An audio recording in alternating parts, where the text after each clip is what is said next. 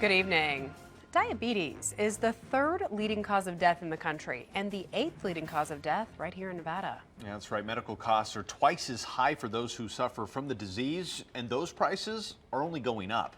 Elizabeth Olvera joins us live in the studio with details about a Senate bill that would help fight those costs. Liz? That's right. A whopping 12% of all Nevadans have diabetes, while 38% are pre-diabetic. And it's estimated that those patients will spend an estimated $2.4 billion each year in medical costs in Nevada alone. State senators are calling this a public health crisis and introducing Senate Bill 265, which aims to keep insulin costs low by increasing transparency. Nevadans everywhere with diabetes cannot wait any longer.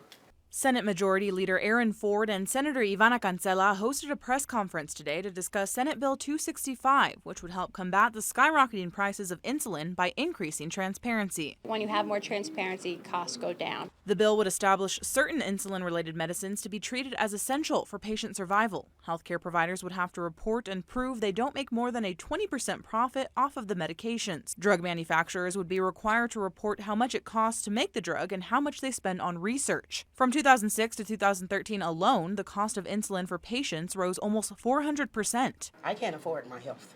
Lawrence, a single mother who works 5 days a week, tells us affording medication to treat her diabetes is nearly impossible. The meds are so high. I have to choose between the well-being of my children or my health. I think that those kinds of choices are not only unfair, they're inhumane. If you can't afford your diabetes, and it's a very high cost, and you can do nothing, then you have no choice but to suffer and die. So far, Cancela says only one industry has gone on public record opposing the bill. Very heavy opposition on behalf of the pharmaceutical industry. And diabetes patients everywhere are begging them to listen. These are the things we need to stay alive. And if I don't get it, my end result is ashes, ashes, dust to dust.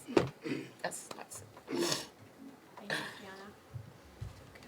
Now, if passed, the bill would also create a refund when insulin costs exceed the Medical Consumer Price Index. The next steps for this bill are to add a few amendments, then present it on the Senate floor. If passed there, it would then move on to the Assembly. Covering the story live in the studio, Elizabeth Olvera, Channel 2 News.